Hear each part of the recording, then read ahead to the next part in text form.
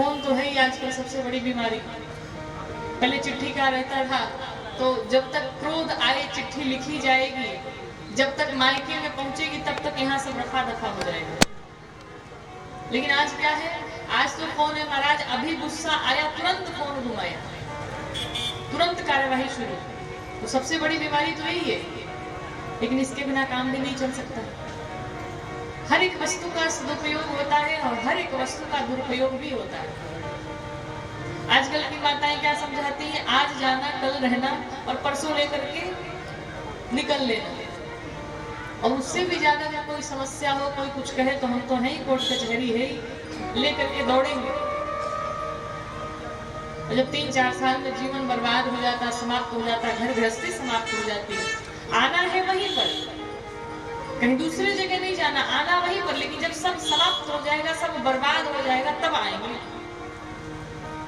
जो अच्छा जीवन है, जो हमें बिताना चाहिए, जिसका आनंद लेना चाहिए, वो समय जब बीत जाएगा तब हमें अकल आएगी।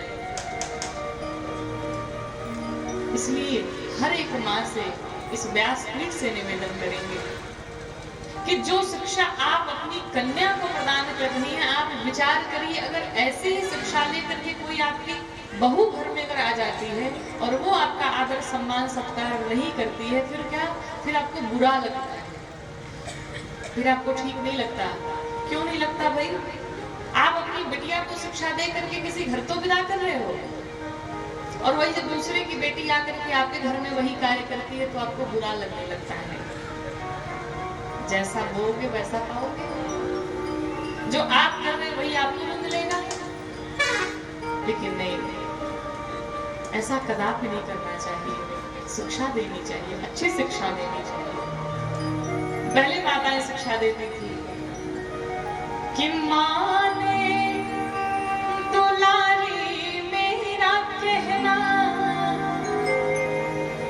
माने दुलारी मेरा कहना, इस भांति रहना जाके ससुराल में।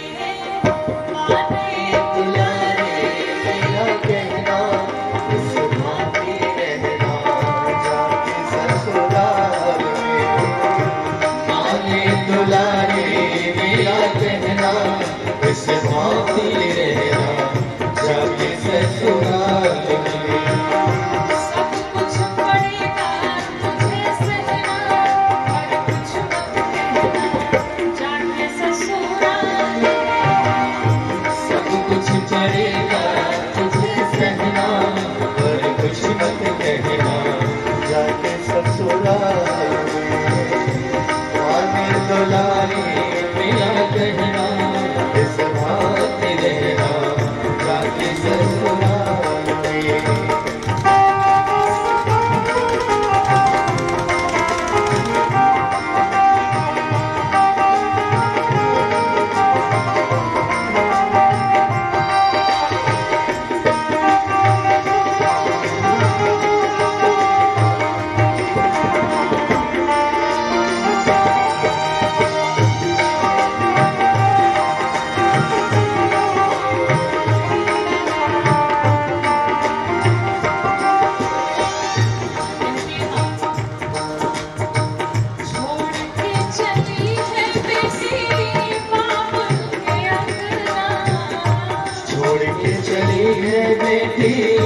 बाबुल का करना, सबकी सहेली तेरे जाए कोई संगना, सबकी सहेली तेरी जाए कोई संगना। तुम्हारे साथ कोई नहीं जाएगा, लेकिन अपने घर की आन बान, अपने घर की शान तुम्हें बचा के रखना है। अपने घर की आन बान रखना बेटी स्वाभिमान, अपने घर की आन बान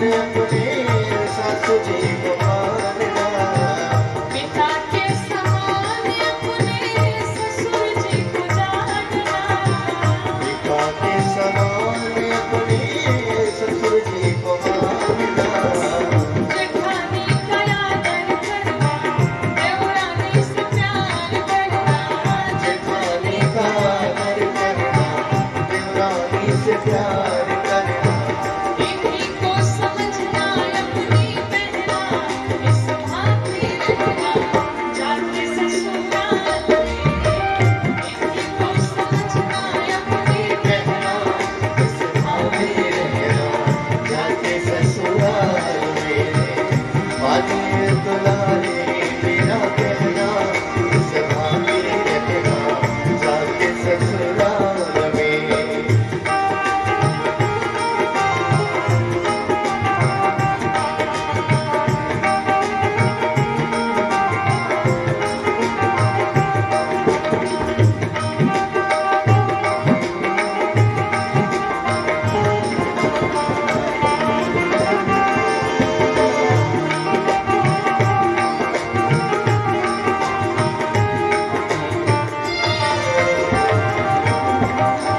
लेकिन कभी कभी ऐसा भी होगा, क्या होगा, कभी कभी सासू तेरे कड़वे बोल बोलेगी, कभी कभी सासू तेरे कड़वे बोले बोलेगी, मार मार ताने तेरे हृदय को बिछोलेगी, मारे मारे पाने तेरे हृदय को झोलेगी, लेकिन कुछ मत बोलना, मुंह मत खोलना, कुछ मत बोलना तुम, मुँह मत खोलना तुम, नीचे को झुका के रखियो नैना, इस भांति रहना जाके ससुराल में, नीचे को झुका के रखियो नैना इस भांति रहना जाके ससुराल में,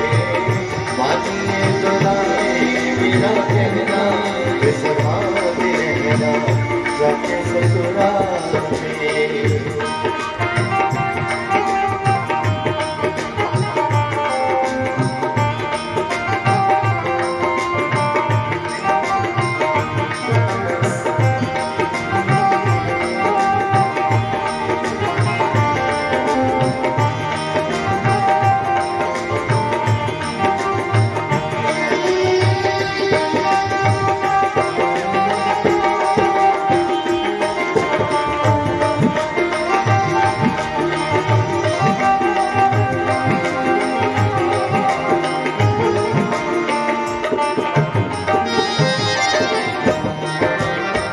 माँ कहती तुम्हारी वाणी कैसी होनी चाहिए,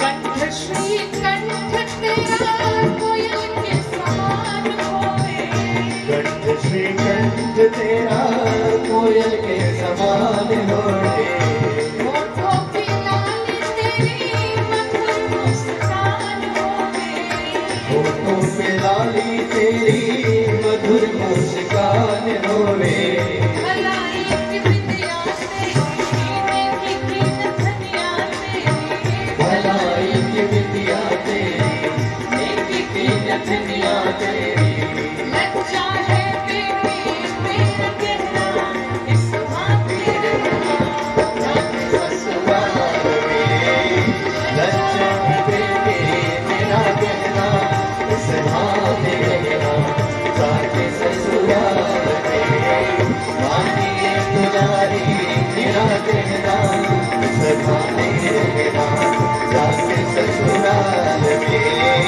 मानिए दुलारी मेरा कहना इस भांति रहना जाके ससुराल में। माने दुलारी मेरा कहना, इस भांति रहना जाके ससुराल में। स्त्रियों का गहना क्या है? सोने और चांदी नहीं है, हीरे मोती नहीं है, लज्जा ही स्त्री नाम भूषण है। स्त्री की लज्जा ही आभूषण है। उसको खूब सोने से लाद दिया जाए, हीरे मोती पहना दिया जाए, लेकिन आंखों में अगर शर्म नहीं है तो वो स्त्री नहीं हो सकती। माँ कहती है तुम्हारी आंखों में काजल हो या ना हो, लेकिन तुम्हारी आंखों में लज्जा अवश्य होनी चाहिए। तुम्हारे होठों पर लाली हो या ना हो, लेकिन मधुर मुस्कान सदैव बनी रहनी चाहिए। कुछ लोग होते हैं सदैव मुंह बना ही रहते हैं,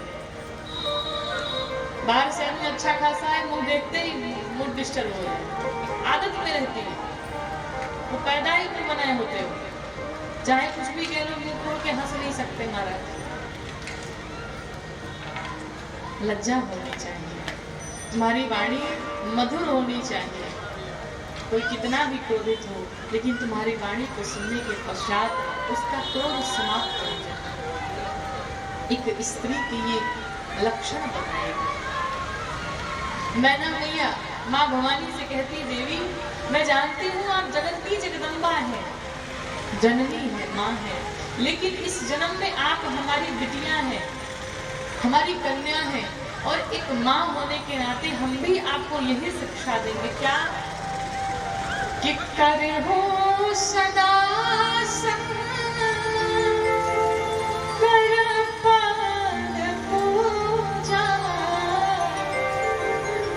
और नारी धर्म पति देवन दूजा। करे हो सदा शंकर पद पूजा।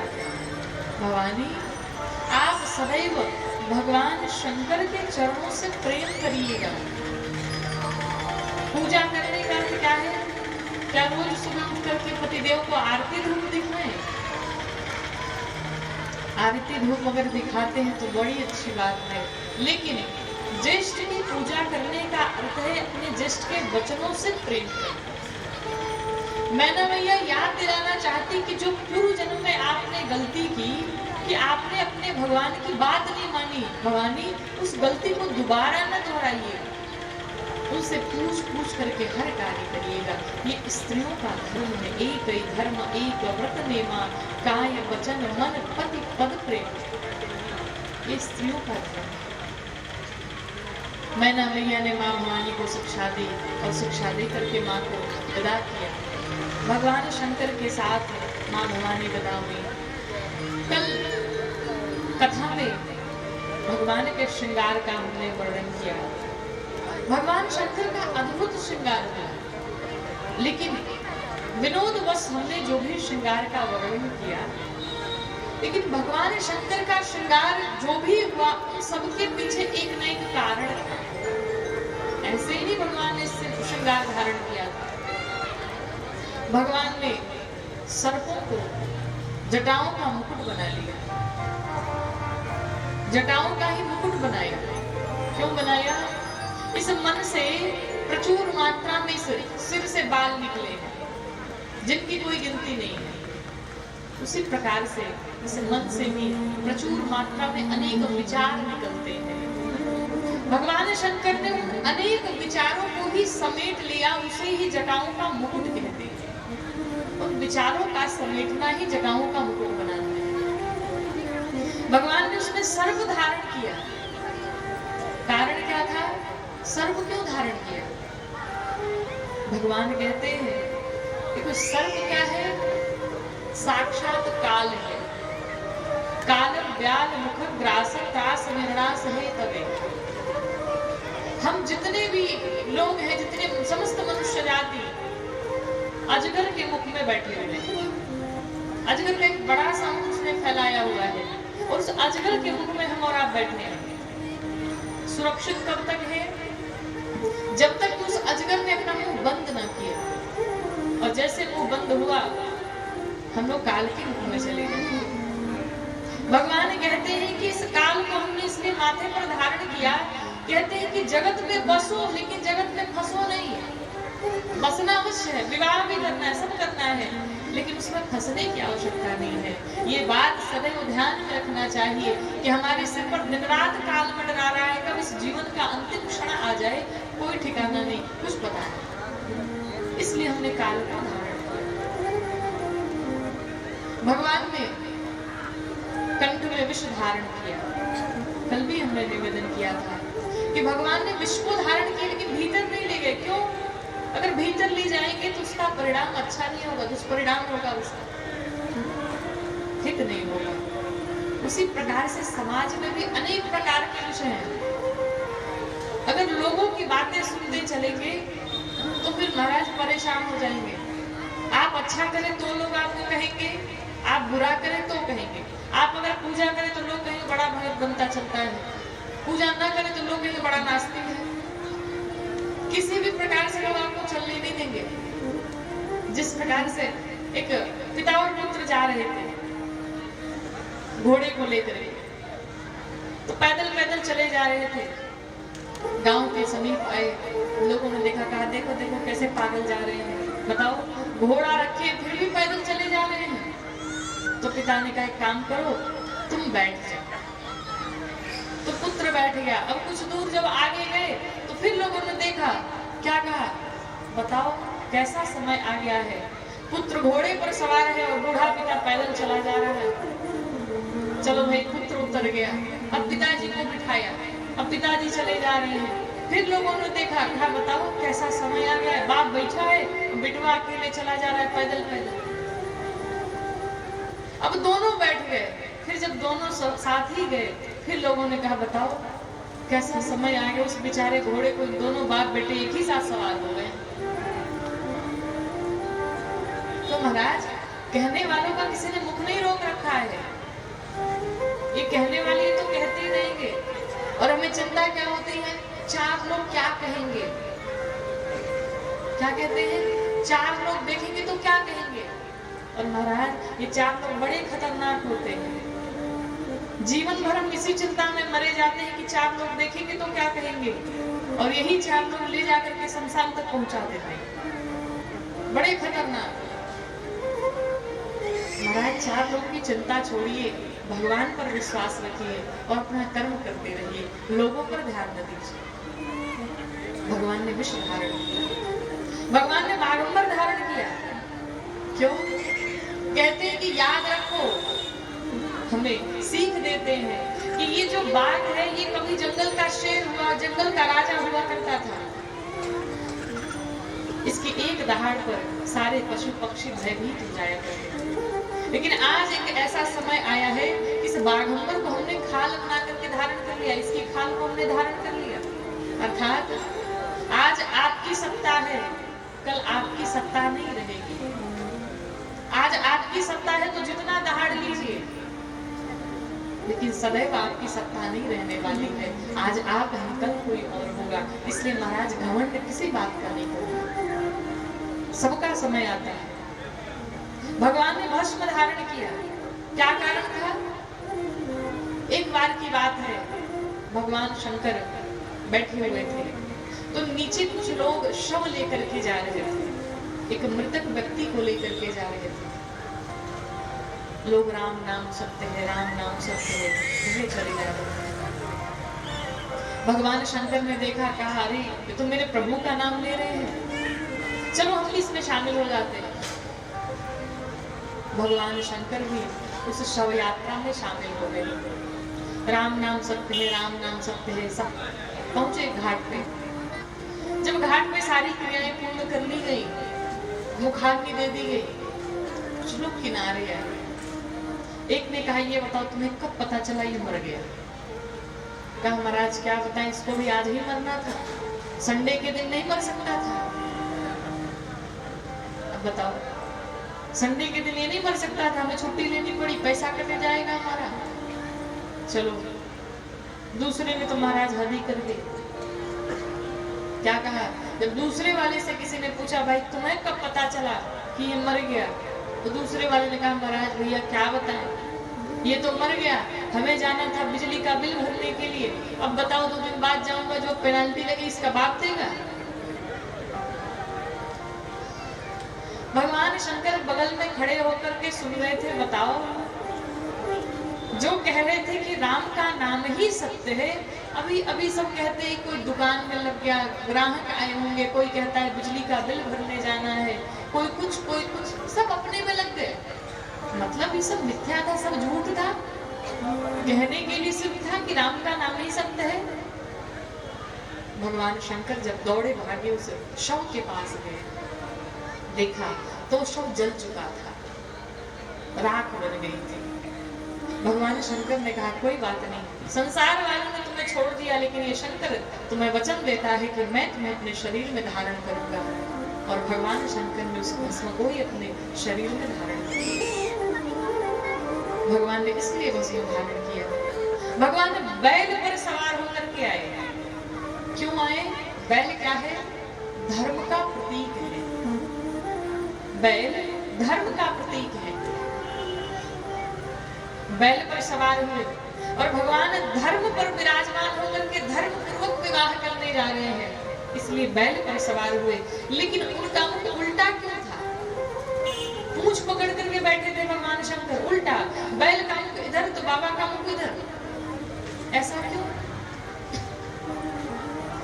वो इसलिए कि कहते हैं भगवान शंकर बताना चाहते हैं कि किसी संत के सानिध्य में रहने के बाद, किसी गुरु के सानिध्य में रहने के बाद, सत्संग 9 दिनों तक सुनने के बाद भी आपके जीवन में अगर परिवर्तन नहीं आया तो उस सत्संग का कोई मतलब नहीं हमारा।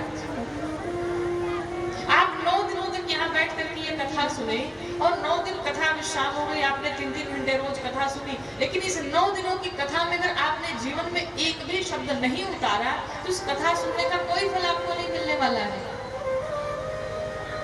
हम 9 दिन चिल्ला के चले जाएंगे, फिर अगले वर्ष कोई वक्ता आएगा, फिर वो गाएगा कथा, फिर कथा सुनाएगा, फिर आपको उपदेश करेगा, फिर आप सुनेंगे, फिर घर जाएंगे,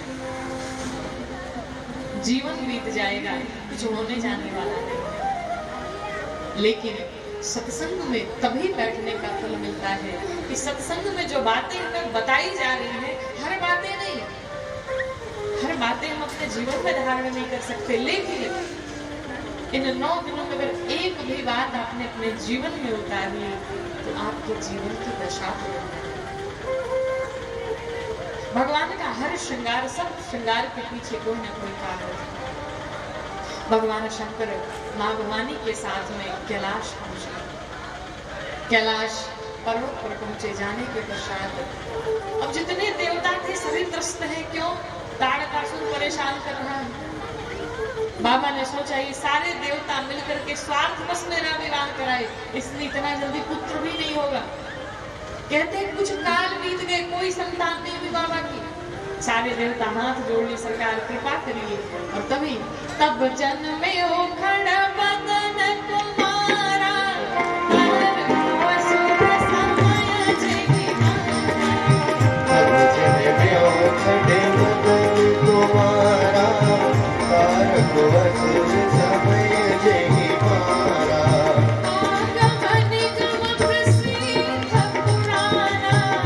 आगम निगम प्रसिद्ध पुराना, सन्मुख जन्म सकल जग जाना।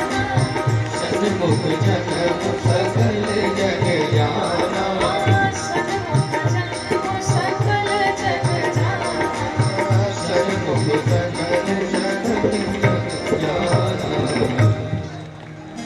तभी कार्तिकेय भगवान का जन्म हुआ। एक बार सभी श्रद्धा और प्रेम से जयकारा लगाएंगे, बोलिए कार्तिकेय भगवान की।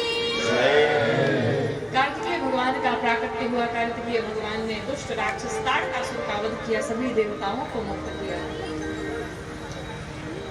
यहाँ पर कथा विश्राम करते हैं भगवान शिव जी के विवाह की। गोस्वामी जी कहते हैं भगवान शिव का चरित्र तो अपार है, हम कितना वर्णन करें, शब्द कम पड़ जाएंगे, दिन कम पड़ जाएंगे। और मैं मूर्ख तुलसी क्या वर्णन करूं भगवान शिव के विषय में। भगवान शंकर के विवाह की कथा को ही विश्राम करते हुए, जब ये कथा किसने सुनाई थी? भगवान शिव जी के विवाह की कथा किसने सुनाई थी? याज्ञवल्क्य जी महाराज ने भरद्वाज जी को सुनाई थी। और भरद्वाज जी का प्रश्न क्या था? क्या प्रश्न था? इतना जल्दी भुला जाए सुबह। कि राम कवन प्रभु पूछहु तोहि, और कहिया बुझाई कृपा निधि मोहि। राम कौन है? और याज्ञवल्क्य जी ने क्या सुनाया? शिव जी के विवाह की कथा सुनाई। अब क्यों सुनाई? आप ईमानदारी से बताइए, हम यहाँ राम कथा गाने आए और शिव जी की कथा गाने लगे तो आप प्रश्न करेंगे कि नहीं करेंगे? ईमानदारी से बताइएगा। करेंगे, स्वाभाविक करेंगे कि भाई राम कथा सुनने को बुलाया गया, आप शिव जी की कथा क्यों गा रही हैं? एक दिन हो सकता है सुन ले जबरदस्ती, लेकिन दूसरे दिन महाराज खड़े होकर पूछ ही लेंगे कि कारण क्या है। लेकिन भरद्वाज जी ने प्रश्न किया, महाराज राम कौन है? और याज्ञवल्क्य जी ने सुनाया शिव जी के विवाह की कथा। और भरद्वाज जी ने एक बार प्रश्न नहीं किया कि आप शिव जी के विवाह की कथा क्यों गा करके सुनाए। और तो और भरद्वाज जी के रोम रोम पुलकित हो गए, आंखों से अश्रु निकलने लगे जब याज्ञवल्क्य जी महाराज ने देखा कि भगवान शिव जी के विवाह की कथा को सुनकर के इतना अगाध प्रेम। मैं जान गया भरद्वाज जी, आप सत्संग सुनने के योग्य हैं, आप राम कथा सुनने के योग्य हैं। मैंने पहले भी बताया था कि ये कथा सबको नहीं सुनाई जा सकती, इस कथा के पात्र सभी नहीं हो सकते। क्यों? स्वयं भगवान शंकर माँ भवानी से कहते हैं उत्तरकांड में, देवी इस राम कथा को सुनने का अधिकारी कौन है? तो बाबा कहते हैं कि राम कथा के ते अधिकारी कौन? तो जीख के सत्संगति अति प्यारी। इस राम कथा को सुनने का अधिकारी वही है जिसको सत्संग से प्रेम है। ये कथा सबको नहीं सुनाई जा सकती महाराज। आप सुनार के दुकान में जाएंगे, लोहे की अंगूठी पड़ी होगी, चांदी की अंगूठी पड़ी होगी तो सामने ही दिखेगा, लेकिन जो हीरा होता है सुनार उसे कई ताले के भीतर छिपा करके रखे रहते हैं। क्यों? वो मूल्यवान है। जब ग्राहक जाएगा और देगा भाई मुझे लेना ही लेना है, तब जाकर के वो निकाल के दिखाएगा। ऐसा तो है नहीं कि सामने रखा है दिख रहा है सब। उसी प्रकार से ये राम कथा हीरा है, ये सबको नहीं दिया जा सकता, सबको नहीं सुनाया जा सकता। और भरद्वाज जी को देख करके, उनकी ये स्थिति को देख करके याज्ञवल्क्य जी महाराज प्रसन्न हो गए। मैं जान गया आपको सत्संग से कितना प्रेम है। जब भगवान शिव जी की कथा से इतना प्रेम है तो राम कथा में आपकी क्या स्थिति होगी? अब आइए हम आपको राम कथा सुनाते हैं। याज्ञवल्क्य जी महाराज अब इस कथा को लेकर के पहुंचे कैलाश पर्वत पर। अब इस कथा को भगवान शंकर मां भवानी से गाना प्रारंभ। भगवान शिव का विवाह हुआ, कैलाश पर्वत पर आए भगवान। कुछ समय बीता, कुछ काल बीता। भगवान शंकर, एक दिन की बात है, सहज अवस्था में कि परम रम्य गिरिवर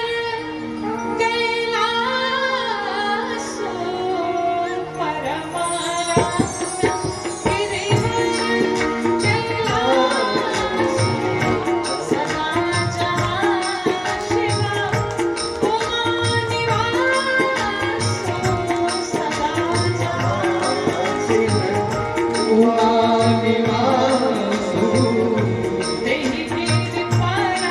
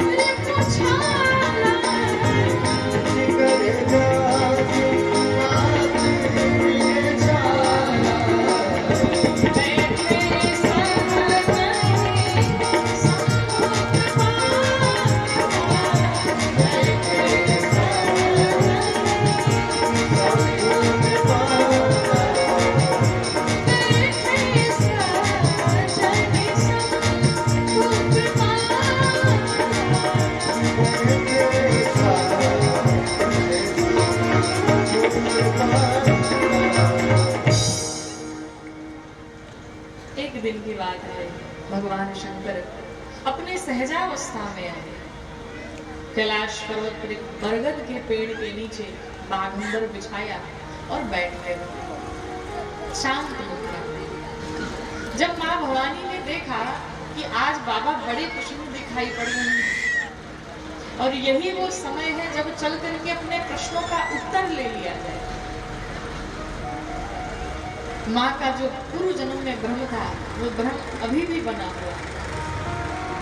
माँ ने सोचा आज प्रभु प्रसन्न है, आज मैं जो कह दूंगी भगवान मुझसे विवाद नहीं करेंगे, मान जाएंगे। देखिए जैसे घर में भी बच्चे होते हैं ना, तो अपने माता पिता का चेहरा देखते हैं कि आज ये खुश है कि नहीं है।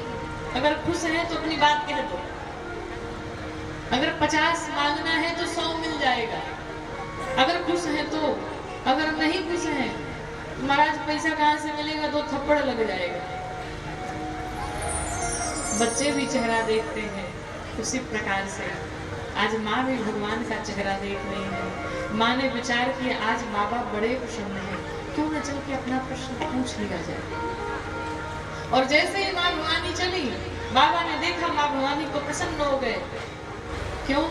भगवान मन में विचार करने लगे, एक गंगा मेरी जटाओं से निकली, जो जटा शंकरी गंगा है, लेकिन एक गंगा आज जो मेरे मुख से बहाने वाली है पार्वती, वो कौन सी गंगा है? वो राम कथा रूपी गंगा है। जो जटा शंकरी गंगा है, उन्होंने तो मात्र 3 स्थान बनाए, गंग अवनि थल 3 बड़े।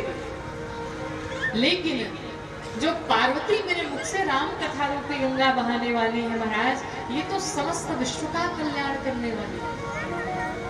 आपको गंगा मैया हर जगह नहीं मिलेगी, विदेशों में मिलेगी क्या गंगा मैया? नहीं मिल सकती, लेकिन राम कथा रूपी गंगा विदेश में भी मिलेगी। ये गंगा ऐसी जो समस्त विश्व का कल्याण करने वाली है, गांव गांव शहर शहर घर घर मिलेगी ये राम कथा रूपी गंगा। और भगवान कहते हैं कि आज वही गंगा पार्वती मेरे मुख से बहाने वाली है। जैसे ही माँ भवानी चली बाबा के पास आई तो जानी प्रिया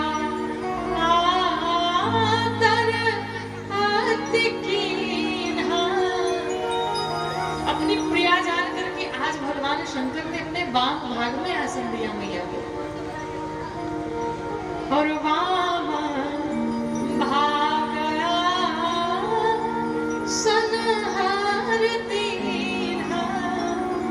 अपने वाम भाग में मैया को आसन दिया, बड़े प्रेम से बिठाया। आदर नहीं किया, आदर का अति कर दिया महाराज। देखिए हर चीज की अति होती है ना, तो आदर की भी अति कर दी भगवान शंकर ने। क्यों? यहाँ पर बाबा शंकर माँ भवानी की आदर का अति कर रहे हैं, और वहां महाराज दशरथ अति आदर 2 तनय बुलाए। वहां महाराज दशरथ ने आदर का अति कर दिया। क्यों किया? वहां भगवान राम लक्ष्मण विश्वामित्र जी के साथ यज्ञ की रक्षा के लिए जा रहे थे, और यहाँ माँ भवानी समस्त विश्व का कल्याण कराने जा रही थी। कथा कहती है अगर आपसे उम्र में आयु में कोई छोटा भी हो, लेकिन कोई उत्कृष्ट कार्य करने जा रहा हो, तो नियम है कि आप भी उसका आदर करें। देखिए सम्मान जो है आयु से नहीं मिलता, वो तो एक अलग बात है, आप ज्येष्ठ हैं आयु में, लेकिन जो ज्ञान में श्रेष्ठ है, जो बुद्धि में श्रेष्ठ है, जो उत्कृष्ट कार्य करने जा रहा हो, जो समाज के हित कोई कार्य करने जा रहा हो, ऐसा व्यक्ति अगर आयु में आपसे बहुत छोटा हो, तो नियम ये है कि आप भी उसका अति आदर करें। भगवान शंकर ने भी माँ भवानी का अति आदर किया, अपने वाम भाग में मैया को आसन देकर के बिठाया। भगवान शंकर आज प्रसन्न है। माँ भवानी ने कहा प्रभु पूर्व जन्म में हमने आपसे विवाद कर लिया था, लेकिन इस जन्म में आपसे संवाद करना चाहते हैं, आपसे बात करना चाहते हैं। बुरा न मानिएगा, मैं अज्ञानी हूँ, मुझे ज्ञान नहीं है, लेकिन नाथ वही पूर्व जन्म वाला प्रश्न आज भी मेरे मन में है जो पहले था। क्या? प्रभु भगवान राम की लीला को देख करके मेरे मन में जो भ्रम पैदा हुआ था कि अगर ये भगवान है तो सब जानते ही होंगे, ये इस प्रकार से विलाप थोड़ी करेंगे। महाराज एक राम हुए हैं जो चक्रवर्ती सम्राट अयोध्या नरेश के पुत्र हैं, महाराज दशरथ के ज्येष्ठ पुत्र हैं, जिन्होंने वन की लीलाएं की, जिनकी पत्नी का हरण रावण ने किया। परिणाम रावण का वध कर दिया भगवान ने, लंका पर विजय पाई। और एक राम वो हैं जिनका नाम स्वयं आप तुम पुनि राम राम दिन राति सादर जपो आनंद आते, जिनका नाम आप स्वयं दिन रात जपते रहते हैं, जिनका नाम संत महात्मा लेते रहते हैं, परमार्थ के पथ पर चलने वाले। महाराज ये राम अलग अलग है या दोनों एक ही है? मेरा यही प्रश्न है और नाथ कृपा करके मेरी इस प्रश्न का उत्तर दे दीजिए। क्या सगुण और निर्गुण दोनों अलग अलग है या एक ही है? भगवान राम का जन्म किस प्रकार से हुआ, भगवान राम ने बाल लीलाएं किस प्रकार की, भगवान राम का यज्ञोपवीत कैसे हुआ, भगवान राम विश्वामित्र जी के साथ वन में कैसे गए, कैसे विश्वामित्र जी के साथ धनुष भंग में पहुंचे, किस प्रकार से धनुष भंग किया, किस प्रकार से शिव जी के पिनाक को खंड खंड कर डाला, किस प्रकार से श्री जानकी जी से विवाह हुआ, किस प्रकार से अयोध्या आए, किस प्रकार से अयोध्या आकर के राजा बनते बनते वन को चले गए, किस प्रकार से 14 वर्ष तक वन की लीला की, किस प्रकार से दुष्ट राक्षस रावण का वध किया, किस प्रकार से अयोध्या के राजा बने, किस प्रकार से कितने वर्षों तक राज्य किया, किस प्रकार से अंत में अपने परिकरों के साथ अपने धाम को गए। इन पूरी कथा में अगर हमसे कोई कथा छूट गई है तो वो भी कथा कृपा करके सुना दीजिए। माँ ने जब इतने प्रेम से, भाव से, आदर से भगवान से प्रश्न किया, भगवान शंकर प्रसन्न हो गए। माँ कहते हैं कि जो पर हरि प्रसन्न सुख रासे और जाने सत्य मोहिनी दासी। अगर मुझे सत्य में अपनी दासी मानते हैं तो प्रभु हर हो हरि मोर अज्ञान और कही रघुनाथ कथा विधि प्रभु, अगर आप हमें सत्य में अपनी दासी मानते हैं तो रघुनाथ जी की सभी कथाओं का वर्णन करिए। जैसे ही भगवान ने भगवान का पूरा चरित्र सुनाया, भगवान शंकर के हृदय में पूरा का पूरा राम चरित्र आकर के विराजमान हो कि मगन ध्यान रस दंड जुग पुनि मन माहिर की रघुपति चरित महेश तब हर्षित वरने। भगवान शंकर के हृदय में पूरा का पूरा रामचरित्र आकर के विराजमान हो गया और जैसे ही रामचरित्र आया, भगवान शंकर 2 दंड के लिए समाधि में चले गए। 2 दंड कहें तो 48 मिनट के लिए समाधि में चले गए। जब समाधि में गए, बाबा ने सोचा अगर इसी प्रकार से मैं समाधि में आनंद लेता रहा तो आज जो पार्वती उपकार करने वाली है सभी जीवों पर, सभी प्राणियों पर, वो उपकार नहीं हो पाएगा। मुझे अपने सुख का त्याग करके इनके सुख को देखना होगा, समस्त विश्व के कल्याण को देखना होगा। और बाबा तुरंत ध्यान से बाहर, जैसे समाधि से बाहर आए, यहाँ पर सत्संग प्रारंभ हुआ। किसके बीच में? भगवान शंकर माँ भवानी के बीच में, एक पति और पत्नी के बीच में। हम कहते हैं ना कि सत्संग होगा, कहीं कथा होगी तो जाएंगे कथा सुनने, 1000, 2000, 5000 की भीड़ होगी तो जाएंगे कथा सुनने, तीर्थ में जाएंगे तो कथा सुनेंगे। तो महाराज एक बात बता दें, जिसको कथा सुननी होगी, जिसको सत्संग सुनना होगा, घर भी सत्संग हो जाएगा। जिसको भजन करना होगा, कीर्तन करना होगा, घर भी हो जाएगा। ये जरूरी नहीं कि आप कथा में बैठ करके भजन ही कर रहे, नहीं कर पाएंगे। कितने लोग तीर्थ में जाते हैं, लेकिन तीर्थ में जाने के बाद भी मन घर पे लगा रहता है। घर में बच्चे कैसे होंगे, नाती पोते कैसे होंगे, घर में सब क्या कर रहे होंगे, बार बार फोन करके हाल चाल पूछते रहते हैं। इसका अर्थ क्या है? आप हैं तो तीर्थ में, शरीर आपका तीर्थ में, लेकिन मन आपका कहाँ है? घर पे लगा है। मंदिर में पूजा करने जाएंगे तो भगवान की मूर्ति के सामने एक बार खड़े होंगे और चप्पल कहाँ निकालेंगे? ठीक मंदिर के सामने। एक बार भगवान को देखेंगे, दूसरी बार चप्पल को देखेंगे, कहीं कोई चप्पल तो चोरी नहीं करके ले गया। ये क्या है? भगवान के सम्मुख आप खड़े हैं, भगवान को देखना चाहिए, लेकिन देख किसको रहे हैं? 100 रुपए की चप्पल को। महाराज अगर कोई चप्पल चोरी करके ले जाए ना, तो जानिए कि आपकी बला चली गई, खुश हो जाइए। अगर कुछ भी चोरी हो ना, तो भगवान को धन्यवाद करिए, महाराज बहुत बहुत कृपा कर दिए, हमारा ये सामान चोरी हो गया। क्यों? उसी में हमारी बला थी, ले गया हमारी बला। तो ध्यान भगवान पे नहीं, उस 100 रुपए की चप्पल में टिका हुआ है। और अगर 100 रुपए की चप्पल में टिका है महाराज, तो फिर भगवान का ध्यान कहाँ से संभव है? भगवान कहाँ मिलने वाला?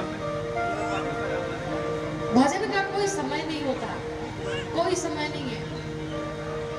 इस जीवन का कोई भरोसा नहीं। हम कहते 60 के बाद भजन करेंगे, अभी भजन नहीं करेंगे, अभी तो हम बच्चे हैं, अभी तो खेलने की उम्र है महाराज। अरे 60 के बाद गवर्नमेंट भी रिटायर कर देती है, और 60 के बदमा जो मिल रहा है वो बोनस में मिल रहा है। कोई ठिकाना नहीं जीवन का, कब समाप्त हो जाए। लेकिन लोग हर प्रश्न का उत्तर ढूंढ रखे। एक व्यक्ति बैठे बैठे अपने गोद में अपने पोते को लिया था। पोता बाबा बाबा कह रहा था। संत भगवान सामने से गुजर रहे थे। संत भगवान ने कहा, पता है महाराज, आपका पोता बापू बाबा कह रहा है, इसका अर्थ जानते हो? नहीं जानता। का इसका अर्थ ये है कि अब आपका पोता बाबा बाबा कहने लगा, मतलब आप बाबा बन जाओ, अब छोड़ो घर परिवार, बाबा बन जाओ। उसने क्या उत्तर दिया? कहा, महाराज ठीक कहा आपने। क्या बताए? जब लड़के का बेटा आता है तो कहता है बाबा, मन करता बाबा बन जाए, लेकिन जैसे लड़की का बेटा आता है कह देता है ना ना, अभी नहीं बनना। तो हर प्रश्न का लोगों ने उत्तर ढूंढ रखा, लेकिन महाराज चाहे जितनी जड़ी बूटी खा लीजिए, जाना तो पड़ेगा ही। शिकारी जी की एक रचना है, कहते हैं, अरे कितनो तो खैबा जड़ी बूटी, अरे जाए के पड़ी। अरे कितनो तो खैबा जड़ी बूटी, जाए के पड़ी, सब कुछ छोड़।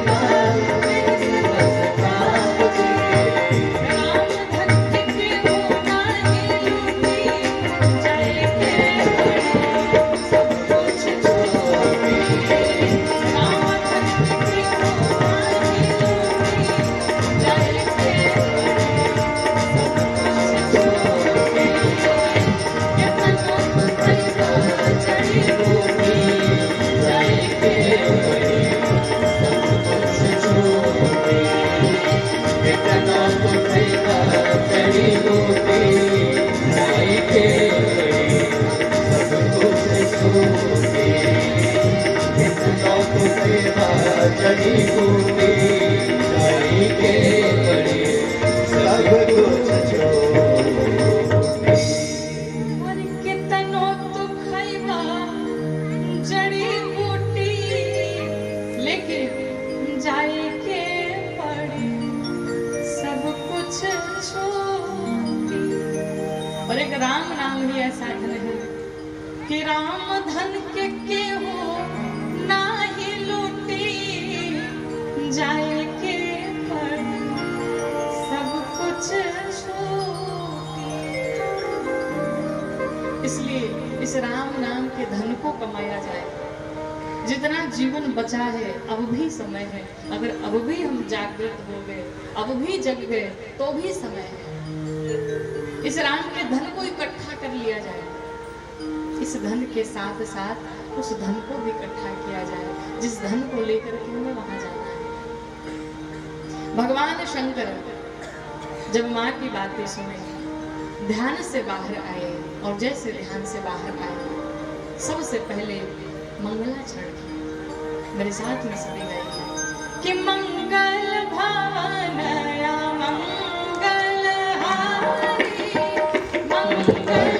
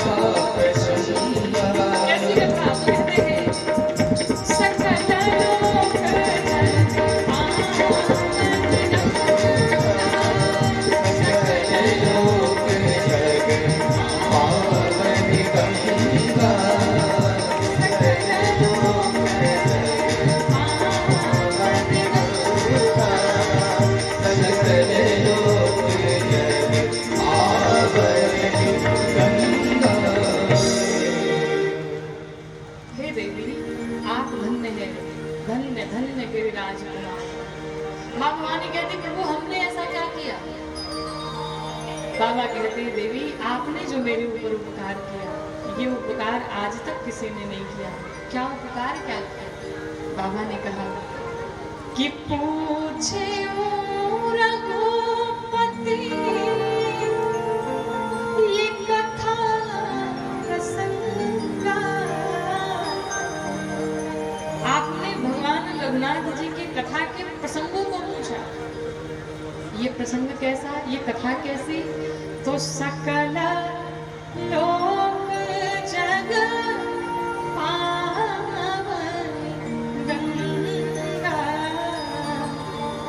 सकल लोक जग पावनी गंगा। हे भवानी आपने ऐसे रघुनाथ जी के चरित्र को पूछा। देवी जिसने जिसने कभी भगवान का दर्शन नहीं किया, जिस मनुष्य की आंख ने कभी संत के दर्शन नहीं किए, भगवंत के दर्शन नहीं किए, उसके नेत्र नेत्र नहीं है, फिर क्या है? मोर के पंख पर बने नकली आंख के समान है। उन नेत्रों का कोई मतलब नहीं। जिसने कभी भगवान का दर्शन नहीं किया, कभी संत का दर्शन नहीं किया, वो नेत्र नेत्र नहीं, वो नेत्र मोर के पंख पर बने नकली आंख के समान है। देवी, जिसने कभी, जिस मनुष्य के कान ने कभी भगवान की कथा नहीं सुनी, उस मनुष्य के कान कान नहीं है, फिर क्या है? तो कहते हैं सांप का बिल है वो। मनुष्य के कान नहीं हो सकते। देवी, जिस मनुष्य का सिर अपने गुरुदेव के चरणों में नहीं झुका, अपने सृष्टि के चरणों में नहीं झुका, भगवान के चरणों में नहीं झुका, वो मनुष्य का सिर सिर नहीं बल्कि कड़वी लौका के समान है। देवी, जिस मनुष्य के हृदय ने भगवान की कथा सुनी और भगवान की कथा सुनकर के उसका मन आह्लादित नहीं हुआ, प्रसन्न नहीं हुआ, उस मनुष्य का हृदय हृदय नहीं, क्या है? पुलिस कठोर निठुर सोई छाती, वज्रवत है वो हृदय नहीं हो सकता। और तो और देवी, जिस मनुष्य की जिह्वा ने कभी भगवान के नाम का गुणगान नहीं किया, उसकी जिह्वा कैसी? भगवान ने उत्तर दिया यहाँ पर, जरा ध्यान से सुनिएगा। भगवान कहते हैं कि जिस मनुष्य की जिह्वा ने कभी भगवान की कथा नहीं सुनी, भगवान की कथा का गुणगान नहीं किया, भजन नहीं किया, उसकी जिह्वा कैसी? तो जो नहीं करेगी, क्या करेगी? राम गुणगान और जीहा सोदा दूर जीहा समान। उसकी जिह्वा जिह्वा नहीं है, मनुष्य की जिह्वा नहीं है, फिर किसकी जिह्वा? तो दादुर की जिह्वा है। अमर कोश में दादुर के कई अर्थ बताए गए। दादुर का एक अर्थ होता है मेढक। आप देखे होंगे मेढक दिन रात टर टर किए रहता है। कोई सुनता है क्या उसकी? कोई नहीं सुनता।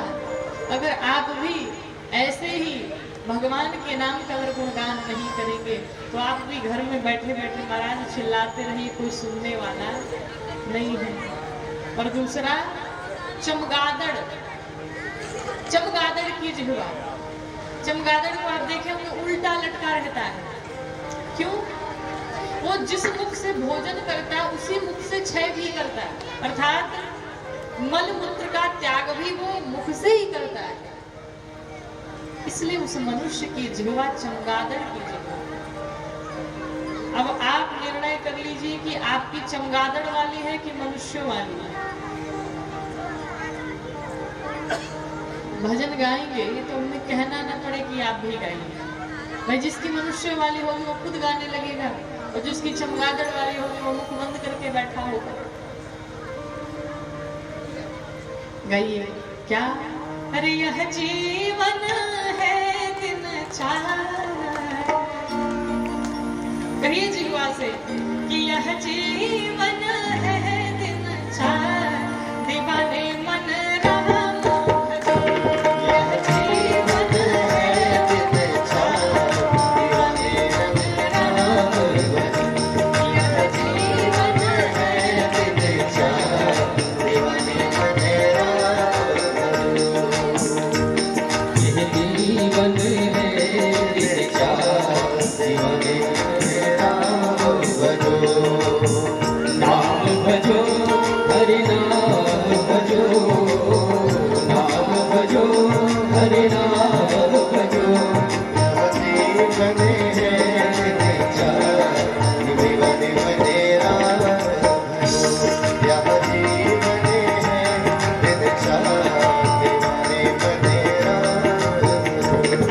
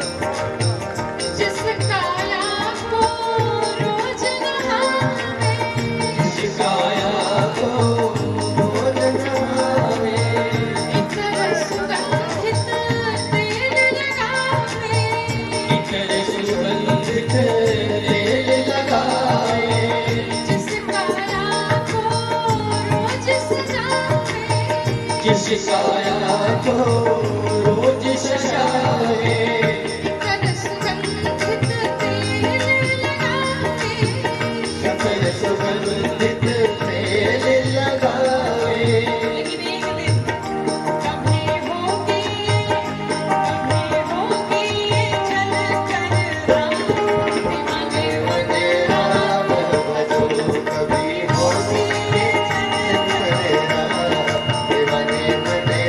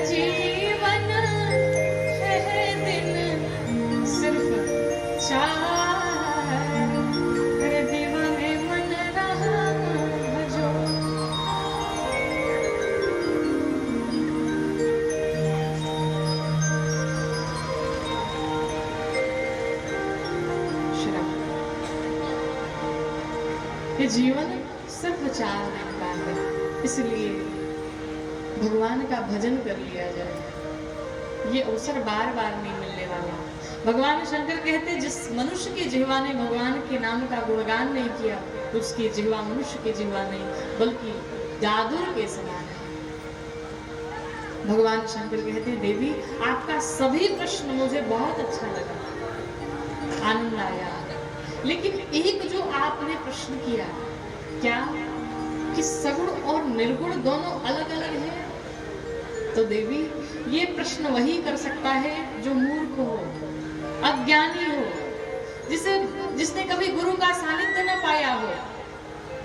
और मुझे नहीं लगता कि आप अज्ञानी हैं, आप मूर्ख हैं। देवी आपने ऐसा प्रश्न किया, सगुण और निर्गुण में भेद पूछा आपने।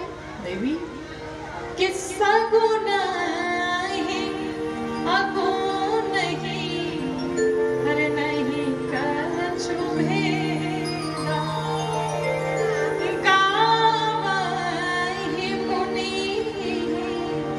पुराण बोध वेदा। सगुण और निर्गुण में कोई भेद नहीं है। कैसे? भगवान तो एक ही है, भगवान के स्वरूप अलग अलग है। भगवान निराकार ब्रह्म सगुण साकार के रूप में चला आता है। क्यों? भक्त के प्रेम के कारण। अच्छा अब आप बताओ, आपसे अगर हम पूछे कि जल का क्या आकार है, आप क्या कहेंगे? जल का कोई आकार है? कोई आकार नहीं है, जल निराकार है। उसे आप जिस पात्र में रखेंगे वो उसी पात्र में बन जाएगा, निराकार है। लेकिन अगर उसी जल को हम फ्रिज में ले जाकर के रख दें तो क्या बनेगा? बर्फ बनेगा, ठोस बन गया, आकार मिल गया, लेकिन है क्या? जल ही तो है। उसी को अगर हम गर्म कर दे तो क्या बनेगा? भाप बन जाएगा। तब तो एक ही है, लेकिन उसके स्वरूप बदलते गए। कभी ठोस में हो गया, कभी गैस में बदल गया, अनेक अनेक स्वरूप में। उसी प्रकार से भगवान भी एक ही है, लेकिन वो निराकार ब्रह्म सगुण साकार के रूप में चला आता है। किस कारण? सिर्फ और सिर्फ भक्त के प्रेम के कारण। भगवान ने कहा देवी वो निराकार ब्रह्म सगुण साकार के रूप में आता है। क्यों? सिर्फ भक्त के प्रेम के कारण। भक्त जिस स्वरूप में भगवान को बुलाता है, भगवान उस स्वरूप में चले आते हैं। कि भगत ये प्रेमा बस सगुण सोई। सिर्फ और सिर्फ प्रेम के कारण भगवान चले आते हैं। कि जिस रूप में जो चाहा दर्शनों से मिला है, और भक्तों से मेरे प्रभु का कुछ ऐसा ही सिलसिला है। और तट पर किसी को राही तो किसी को मझधार में मिलेगा। पाना है यदि प्रभु को तो कैसे मिलेगा? तो बस प्यार में मिलेगा। पाना है यदि कण कण में ढूंढो सहारे हैं, अरे संसार में मिलेगा। पाना है यदि प्रभु तो बस प्यार में मिलेगा। पाना है सिर्फ और सिर्फ भगवान प्रेम से मिलेंगे। दूसरा इस कलिकाल में कोई उपाय नहीं महाराज, कोई उपाय नहीं। आप भगवान को बुलाना तो चाहें, जिस दिन हृदय से भगवान को बुला देंगे, भगवान यहाँ आकर के आपको दर्शन देंगे। हम सोचते हैं कि भगवान खूब बढ़िया मुकुट धारण किए, धनुष बाण लिए हाथ में, बांसुरी लिए पहुंचे तब हम जानेंगे कि भगवान है। ऐसे हमें विश्वास नहीं होता, लेकिन अगर देखा जाए तो कण कण में भगवान विराजमान है, कण कण में भगवान उपस्थित है। हम देखना तो चाहे, हम बुलाना तो चाहे, लेकिन हम भगवान को प्रेम से बुलाते नहीं। सिर्फ कहते हैं घोर कलयुग चल रहा है, कलयुग में भगवान नहीं आएंगे। महाराज इस कलयुग में ही जिसने चाहा उसने बुला लिया हजार हजार ऐसे भक्त हैं। बरसाने की एक सच्ची घटना आपको सुना। बरसाने में एक सेठ जी रहते थे, बड़े धनवान, 3 पुत्र थे उनके। बिटिया की बड़ी इच्छा थी हमारी एक बेटी होती। बार बार भगवान से मांगते रहे हमारी कोई कन्या हो जाती, हमारी कोई कन्या हो जाती, लेकिन कोई कन्या प्राप्त नहीं हुई। सेठ के बच्चे बड़े हुए, उन तीनों बेटों का विवाह किया। विवाह जब कर लिया, बहुएं घर में आ गई, लेकिन फिर भी जो कसक थी कि हमारी कोई बेटी नहीं। एक संत भगवान आए, संत भगवान ने देखा, कहा आप दुखित क्यों रहते हैं? कहा महाराज क्या बताएं, हमारी बड़ी इच्छा है कि हमारी एक बिटिया हो, हमारी एक कन्या हो, जिसे हम प्रेम करें, जिसका कन्यादान करें, लेकिन हमारी कोई बेटी नहीं है। संत भगवान ने कहा महाराज जीवन में जिस संबंध की कमी हो ना, उस संबंध को भगवान से जोड़ो।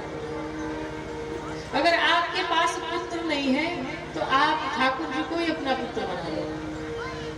आपके पास भाई नहीं है तो आप गोविंद को ही अपना भाई बना लो। आपके पास पिता नहीं है तो माधव को ही अपना पिता बना लो। आपके पास कन्या नहीं है तो श्री राधा रानी को ही अपनी बिटिया बना लो। सेठ जी के बात समझ में आ गई, पहुंचे बरसाने में, गए श्री राधा रानी के चरणों में बैठे। कहा मां आज तक मैं आपको अपनी बेटी मानता था, लेकिन आज के बाद से आपको अपनी बिटिया मानता हूं। मैं आपका पिता, आप हमारी पुत्री। ये कोई मनगढ़ंत कहानी नहीं है, सच्ची घटना है। बिटिया मान के चले गए। श्री राधा रानी ने तो अपना पिता मान लिया। आकर के अपना जो भी प्रतिदिन का कार्य था करते रहते। एक दिन उस सेठ के घर में कुछ आयोजन हुआ, कोई फंक्शन हुआ, तो घर की बहुओं को चूड़ी पहनाने के लिए चूड़ीहारन आई। और जब वो चूड़ीहारन चूड़ी पहनाने आई, उन 3 बहुओं के साथ साथ घूंघट में श्री राधा रानी भी चौथी बैठ गई। और बैठ करके तीनों बहुओं को उस चूड़ीहारन ने चूड़ियां पहनाई। जब श्री राधा रानी को चूड़ी पहनाने गई तो वो हाथों से तेज निकले, मुखमंडल से तेज निकले, लेकिन मुख दिखाई नहीं पड़ा। चूड़ीहारन सोच लगी इनके इतने गोरे गोरे हाथ, कुछ अजीब सा महसूस हो रहा है, कोई दैवी शक्ति जैसा प्रतीत हो रहा है। ये है कौन? इतनी सुंदर, जिनके हाथ इतने सुंदर, इतने कोमल, उनका मुख कितना सुंदर होगा। लेकिन जो परंपरा घूंघट की, घूंघट में दिखाई न पड़े। चूड़ीहारन ने सोचा कोई बात नहीं, आज नहीं देखा, बार बार आती रहूंगी, किसी ना किसी दिन तो देख ही लूंगी। चारों को चूड़ियां पहनाई और पहना करके चली गई। सेठ के पास गई और सेठ से कहा महाराज हमने आपकी 4 बहुओं को चूड़ी पहना दिया, हमारी 4 बहुओं को चूड़ी पहनाने के पैसे दो मुझे। सेठ ने कहा बाबरी हो गई है तू, अरे तुमने 3 को ये चूड़ियां पहनाई तो 4 की चूड़ियां पैसे मांगती है। कहा नहीं हमने 4 की चूड़ियां पहनाई। कहा हो ही नहीं सकता, हमारे तो 3 ही बहू है तो चौथी कहां से आ जाएगी। चूड़ीहारन ने बार बार कहा महाराज मैं सत्य कहती हूँ, मैं झूठ नहीं बोल रही, मैंने 4 को चूड़ियां पहनाई, 3 को नहीं पहनाई। सेठ ने कहा चलो ठीक है, घर जाऊंगा, पता करूंगा, फिर तुझे पैसे देंगे। सेठ घर गया, बहुओं से पूछा ये बताओ कितनों ने चूड़ियां पहनी? बहुओं ने कहा हम 3 ने चूड़ियां पहनी, 3 ही तो है। सेठ ने पूछा नहीं कोई चौथी भी आई थी क्या? कोई चौथी नहीं आई थी। तुम्हारी बहन आई थी? नहीं बहन नहीं आई। कोई पड़ोसन आई थी? कोई पड़ोसन नहीं आई थी। तीनों से पूछ लिया। सेठ के मन में आया चूड़ीहार में कहती है कि 4 को चूड़ियां पहनाई, बहुएं कहती 3 ही पहने। आखिर ये बात क्या है? ऐसा लगता है कि चूड़ीहार में कोई कुछ भ्रम हुआ होगा या तो झूठ बोल रही होगी। सेठ भोजन इत्यादि किया, सो गया रात में। जब सो गया तो रात में सपने में श्री राधा रानी, और जब श्री राधा रानी आई रोते रोते आई। जब राधा रानी को रोते हुए देखा, सेठ ने पूछा आप रो क्यों रही हो, क्या हो गया आपको, कोई दुख है, कोई परेशानी है? तो श्री राधा रानी ने कहा पिताजी मेरे जीवन में इससे बड़ा दुख कब आएगा। कहा दुख तुझे हुआ क्या है? श्री राधा रानी ने कहा भूल गया अपनी बिटिया को। कहा क्यों? कहा याद है आपको एक बार आप बरसाने में आए और आपने कहा कि मैं आपकी बेटी, आप मेरे पिता, लेकिन मुझे लगता है कि आप उस संबंध को भूल चुके हैं। सेठ ने पूछा ऐसा क्यों कहती हो, क्या हो गया तुम्हें? श्री राधा रानी ने कहा पिताजी आपके पास अपनी 3 बहुओं को चूड़ी पहनाने के लिए पैसे थे और उस चौथी बिटिया ने पहन लिया तो आपके पास पैसे ही नहीं, और आप बार बार उस चूड़िहारे से पैसे के लिए जिद कर रही हैं कि तू झूठ बोल रही है। आपको याद नहीं कि आपकी एक 3 बहुओं के साथ साथ आपकी एक बेटी भी है? आंखों से आंसू निकल रहे हैं और इतना कह करके श्री राधा रानी वापस चली। सेठ की जब आंखें खुली देखा सामने कोई नहीं है, आंखें डबडबा रही हैं, आंखों से आंसू रुक नहीं रहे हैं। मैंने श्री राधा रानी को अपनी बेटी माना था, वो आज भी वो संबंध निभा रही है, लेकिन मैं अपने संबंध को भूल गया। सेठ पहुंचा, घर में गया और घर में जाने के बाद उसकी जीवन भर की जितनी संपत्ति थी, जितनी कमाई थी, सारी कमाई एक पोटली में बांध रखा हूं उसने, और बांध करके लेके चल पड़ा। कहा? चूड़ीहारन के पास। जब चूड़ीहारन के पास गया, रात के 12 बजे दरवाजा खटखटाया, चूड़ीहारन बाहर आई। कहा महाराज इतनी रात में आप क्या कर रहे हैं? कहा ये हमारे जीवन की सारी संपत्ति है, सारी कमाई तुम सब ले लो। चूड़ीहारन ने पूछा तुम्हें हुआ क्या है? संध्या के समय तुम 4 पैसे नहीं मुझे दे रहे थे चूड़ी पहनने के, मैं कह रही थी कि 4 को हमने चूड़ियां पहनाई और तुम चूड़ी के पैसे नहीं दे रहे थे, और अभी पूरी संपत्ति लेकर के चले आए, हो क्या गया तुम्हें? उस सेठ ने कहा चूड़ीहारन से सुनो, जीवन भर की जितनी कमाई थी मैं तुम्हें दे रहा हूँ। क्यों? क्योंकि मुझे मेरी असली संपत्ति तो श्री राधा नाम का धन मुझे प्राप्त हो गया है। उस चूड़ीहारन से वो सेठ कहता है कि सुनो, वो चौथी कोई और नहीं थी, कोई साधारण नहीं थी, वो चौथी तो बल्कि श्री राधा रानी थी। और जब चूड़ीहारन ने सुना कि हमने श्री राधा रानी को अपने हाथों से चूड़ियां पहनाई, उस चूड़ीहारन ने भी उस पूरे संपत्ति को फेंक दिया। दोनों चले कहां पर? श्री राधा रानी के चरणों में बैठ करके और दिन रात वहीं का गुणगान करने लगे, पूरा जीवन अपना बिता दिया श्री राधा रानी के चरणों में।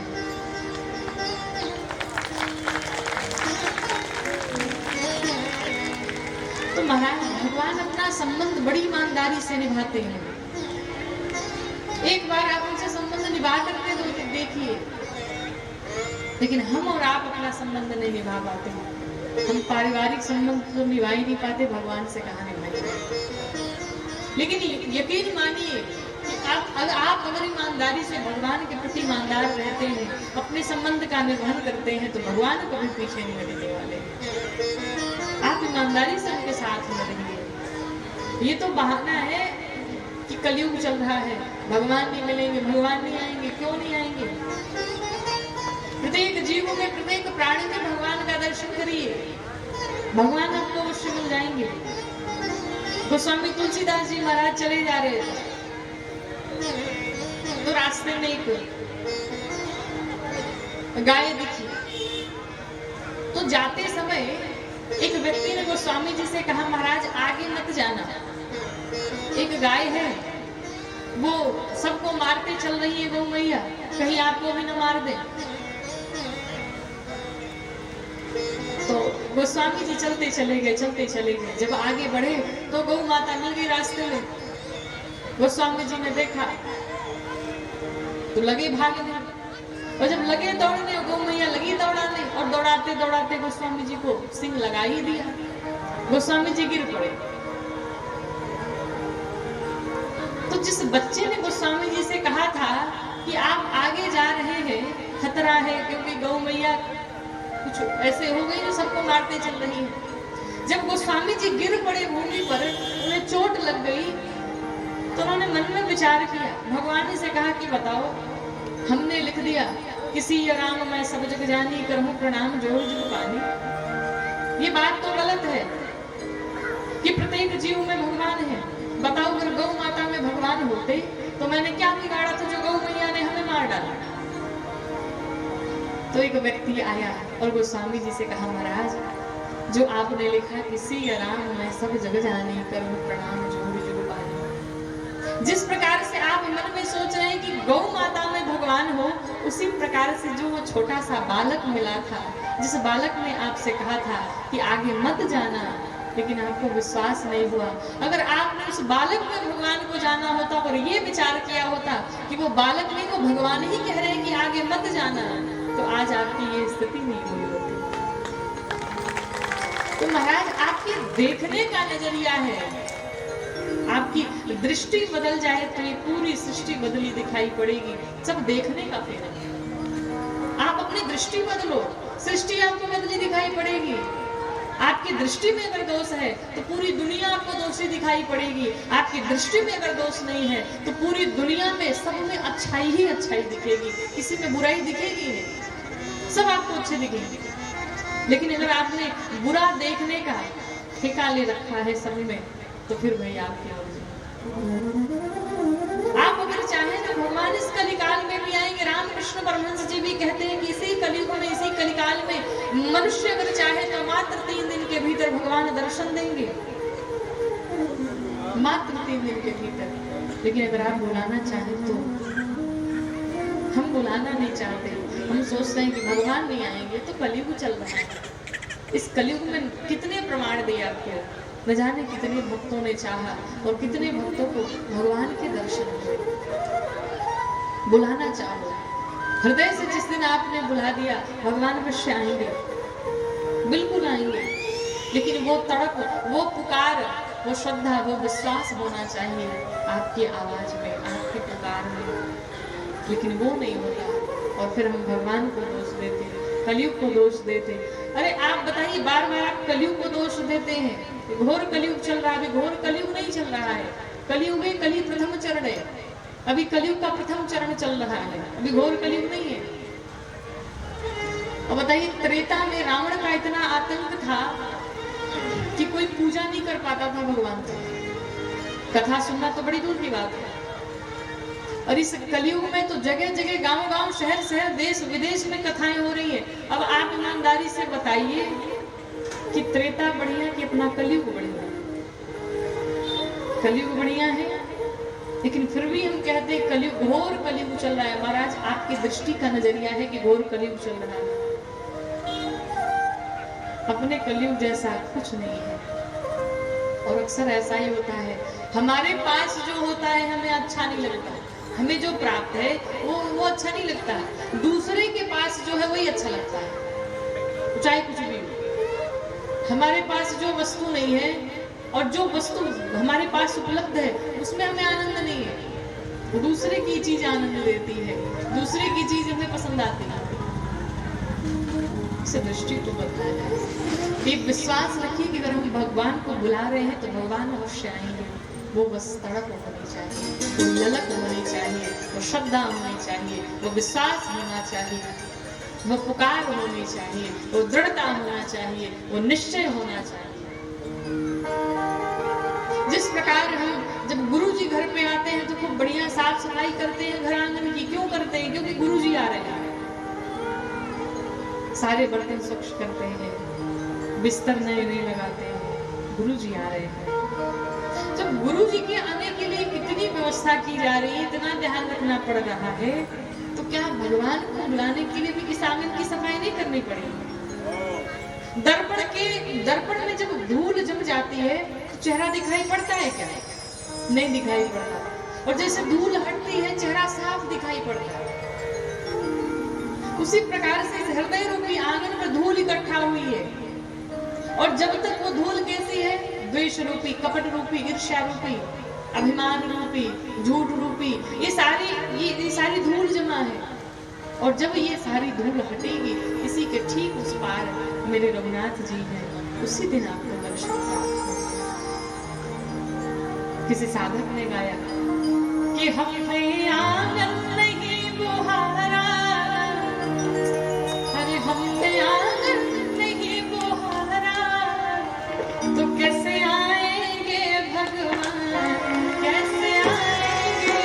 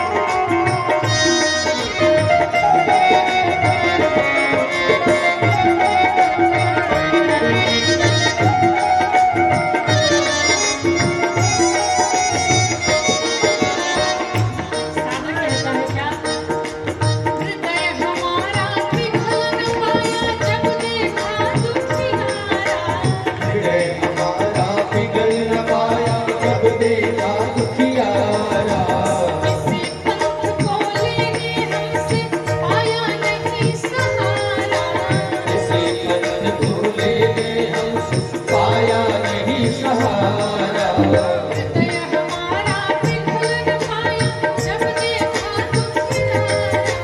हृदय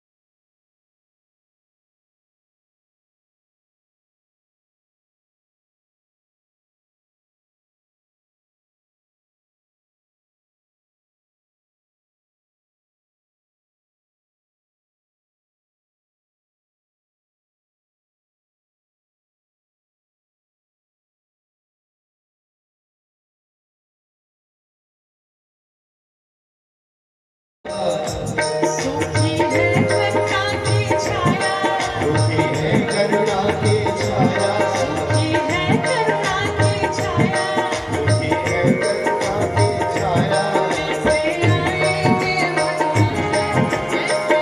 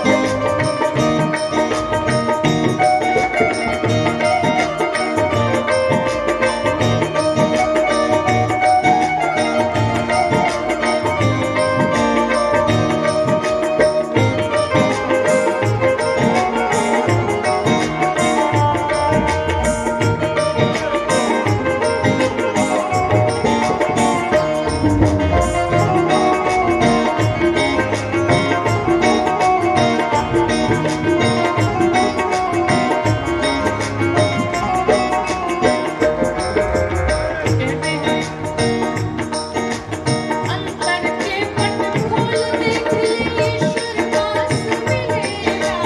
अंतर के पट खोल देख ले ईश्वर पास मिलेगा हर प्राणी में ही परमेश्वर का आभास मिलेगा। हर प्राणी में परमेश्वर का आभास मिलेगा अंतर के पट खोल देख ले, ईश्वर पास मिलेगा। खोज देख ले ईश्वर पास मिलेगा हर प्राणी में ही परमेश्वर का आभास मिलेगा। प्राणी में है परमेश्वर का आभास मिलेगा लेकिन हमने आपको सच्चे मन से नहीं बुलाया, सच्चे मन से नहीं बुलाया सच्चे मन से नहीं पुकारा। सच्चे मन से नहीं पुकारा कैसे आएंगे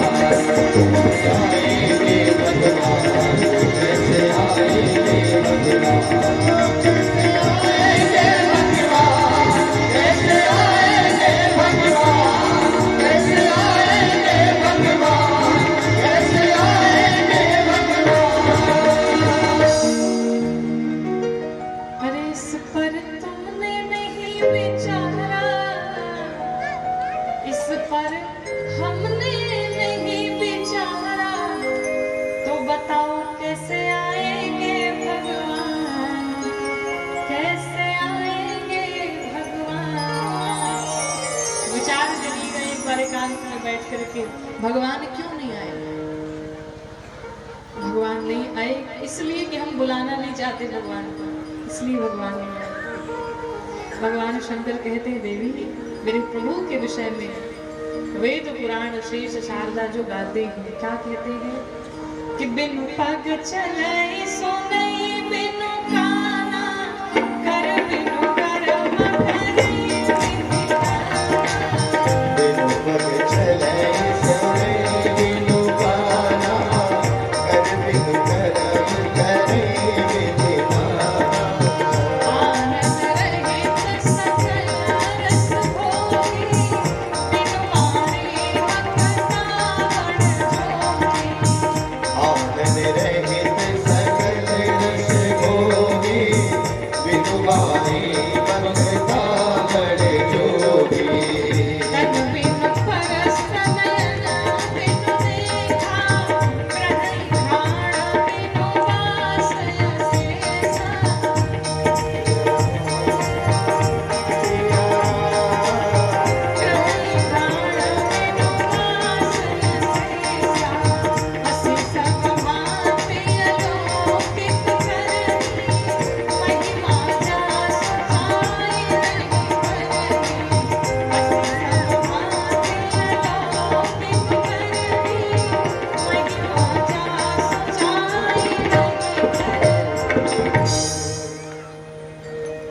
भगवान शंकर कहते हैं भवानी वो मेरे प्रभु जो बिना पांव के ही चलते हैं, बिना हाथ के ही सारे कार्य करते हैं, बिना वाणी के ही सबसे बड़े वक्ता हैं।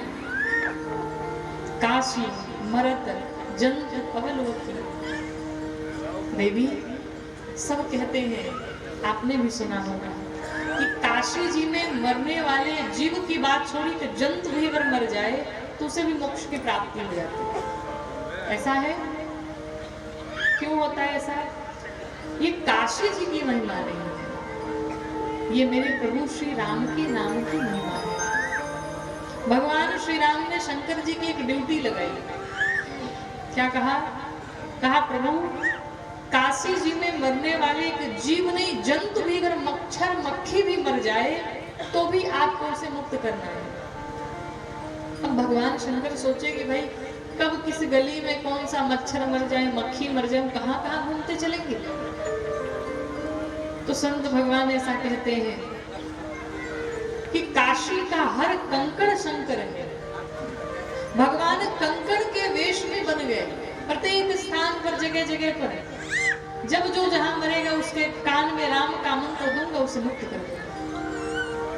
और काशी जी में एक जीव नहीं, अगर जंतु भी मर जाए तो भगवान शंकर तुरंत दौड़ पड़ते हैं और जाते जाते उसके कान में राम का नाम दे करके उसे मुक्त कर देते हैं। काशी मर्त जंतु अवलोकी। कहते हैं भवानी, जिस प्रकार से गाय का खुर समझते हैं ना, गाय का खुर, उस गाय के खुर से कितना गड्ढा बनता होगा, छोटा सा। उस गड्ढे को आप अगर चलते जा रहे हैं, उस गड्ढे को पार करने में क्या आपको पता चलेगा क्या कि यहाँ बहुत बड़ा गड्ढा था? बिल्कुल नहीं पता चलेगा। आप पार कर जाएंगे, आपको खबर तक नहीं लगेगी।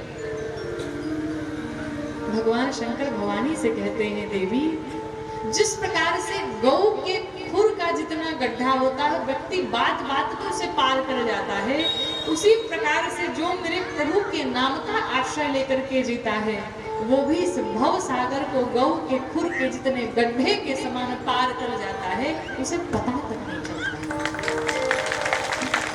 ये मेरे प्रभु श्री राम के नाम की महिमा है, बड़ी महिमा।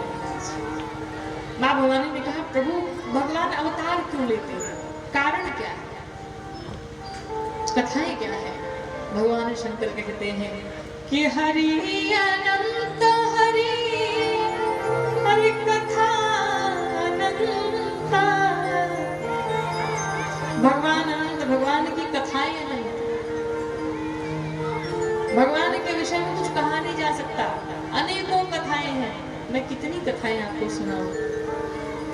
माँ भवानी ने पूछा, प्रभु भगवान का अवतार कब होता है?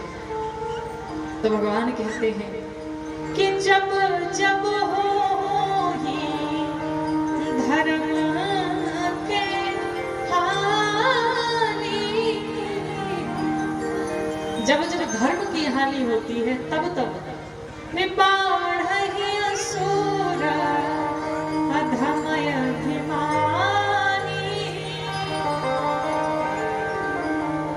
जब जब धर्म की हानि होती है, तब तब भगवान का अवतार होता है। लेकिन धर्म की हानि नहीं होती। धर्म साक्षात भगवान है। आप बताइए, भगवान की हानि करने वाला कौन पैदा हो गया?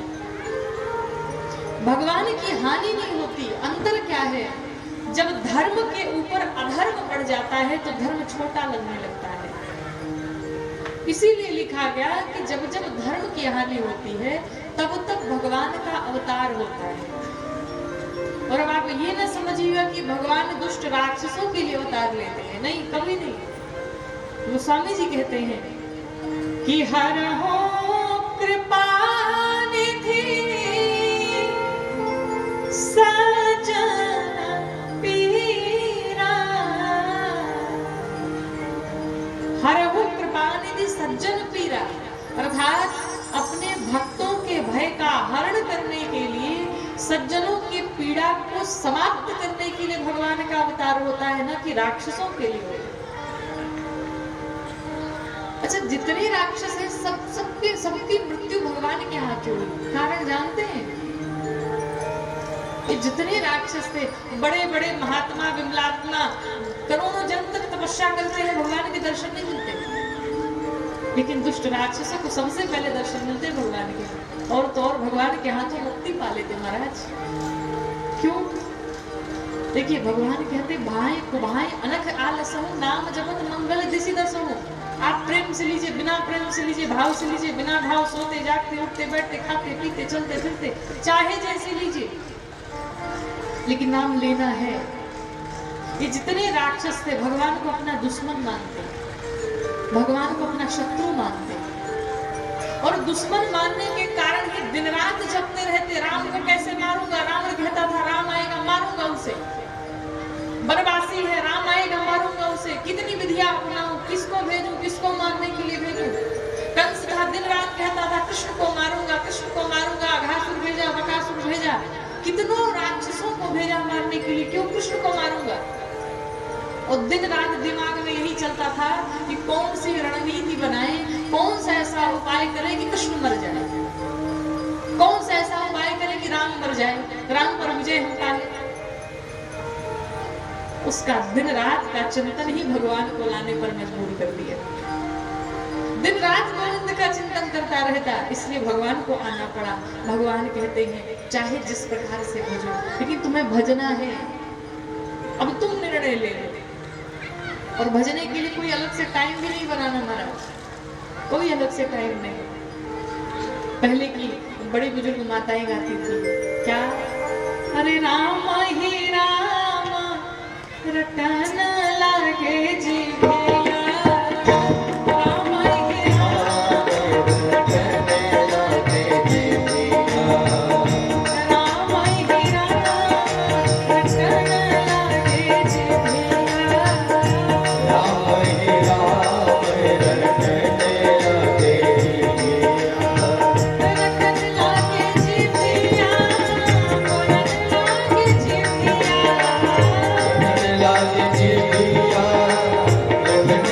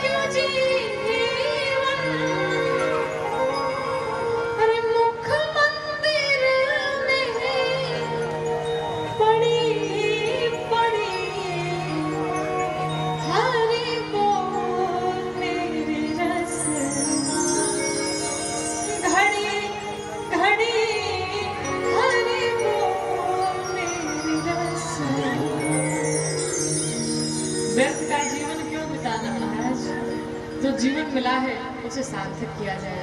भगवान शंकर माँ भवानी के बीच में अद्भुत संवाद हुआ। भगवान शंकर से माँ भवानी ने कहा, प्रभु जन्म के कारण बताइए। भगवान ने कहा, जन्म के अनेकों कारण हैं, अनेकों कथाएं, लेकिन जन्म एक दुई कहूँ बखानी, मैं आपको जन्म के कुछ कारण बताऊंगा। और भगवान शंकर ने माँ भवानी को जन्म के 5 कारण बताए। कल की कथा में हम सभी मिलकर के भगवान श्री राम के पावन दिव्य जन्मोत्सव का आनंद लेंगे। कल यहाँ पर आपकी ये भवानी छापर की धरती श्रद्धा में अयोध्या बन जाएगी। क्यों? क्योंकि कल चारों सरकार आने वाले हैं, कल भगवान राम का प्राकट्य होने वाला है। तो हम सभी मिलकर के कल खूब बधाइयाँ गाएंगे। आप सभी भी सम्मिलित होइए भगवान के इस पावन जन्मोत्सव में। प्रयास करें सभी भगवान के इस जन्मोत्सव में आए, जो ना आ पाए उनको भी लेकर के आए, और भगवान के इस जन्मोत्सव का हम सब खूब मिलकर के आनंद लेंगे, खूब बधाइयाँ गाएंगे, खूब नृत्य करेंगे। इस प्रकार से आज की इस कथा को यहीं विश्राम देते हैं। ये कथा आपके YouTube चैनल पर लाइव चल रही है। YouTube पर आप जाएंगे, पंडित गौरांगी को रिसर्च करेंगे, उस पर ये कथा प्रतिदिन की कथा लाइव चल रही है। आप चाहे बाद में भी देख सकते हैं, इस कथा का आनंद ले सकते हैं। इन्हीं बातों के साथ आपके मध्य में मैया रानी की अद्भुत झांकी आपके कुछ ही देर बाद आने वाली है। आइए दो बार प्रेम से हरे नाम संकीर्तन कि हरे राम राम राम सीता राम राम